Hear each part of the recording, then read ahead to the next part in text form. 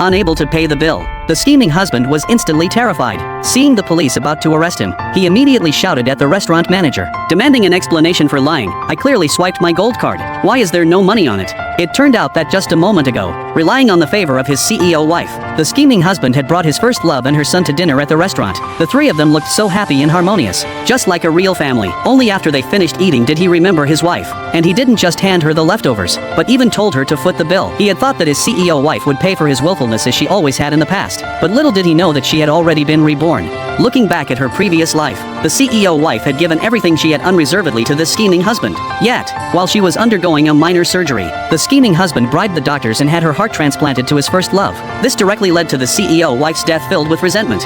Reborn in this life, the CEO wife had already frozen the scheming husband's bank cards and firmly refused to pay for him. It was precisely because of this that the embarrassing situation of the scheming husband being unable to pay the high bill arose.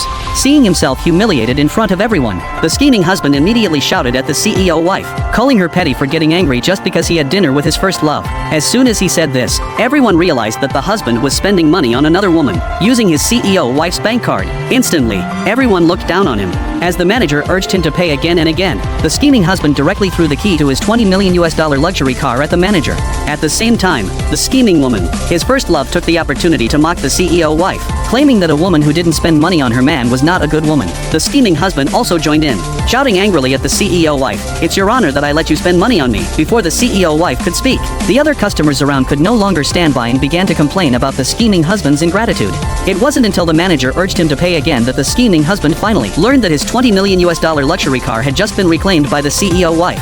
Now he was completely penniless and could no longer afford to pay. Having exhausted all his tricks, he actually said to the CEO wife, "I'll let you kiss me, and you pay the bill right away." The CEO wife thought back to how weak and bullied she had been in her previous life, and suddenly found it ridiculous. She immediately refused the scheming husband. But the next moment, the scheming husband directly called his aunt, who worked as a nanny for their family, and told her to fetch the $20 million vase from their home.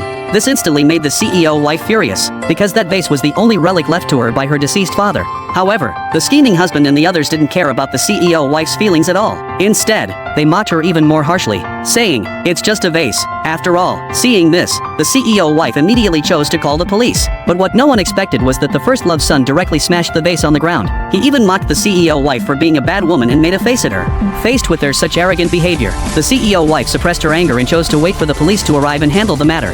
When the police arrived, the angry CEO wife immediately took out the receipt for the vase and demanded that the police arrest her aunt. But the scheming husband thought the CEO wife was just joking. He even said casually, "I'll allow you to wash my feet tonight, and you forgive my aunt right away." But the CEO wife was no longer the doormat who could be bullied at will in the past. The next second, the police directly took the aunt away. As for the scheming husband, he was still arrogant even though he couldn't pay the bill. In the end, he was knocked to the ground by the restaurant manager. Only the CEO wife knew in her heart that her counterattack against the scheming husband had only just begun.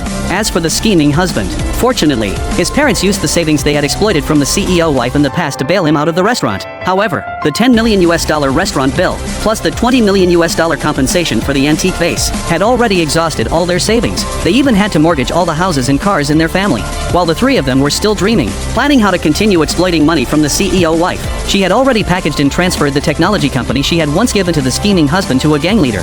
This move made the gang leader overjoyed. He asked the CEO wife in confusion why she was doing this. The CEO wife explained to him that there were a few pests hiding in the company, recalling her previous life, when many of the scheming husband's relatives ran amok in the company and even physically assaulted her. The CEO wife immediately said she could offer a discount, but the gang leader smiled and refused. "The price you gave me is already very low. I've never met anyone who's a trouble. Today, I'll help you vent your anger." When several of the scheming husband's relatives saw the CEO wife in the company, they immediately provoked her. "A woman like you should stay at home and clean. Do you want to get beaten again?" But the CEO wife announced that she had transferred the company to the man beside her. This instantly made the relatives furious, and they prepared to attack the two of them.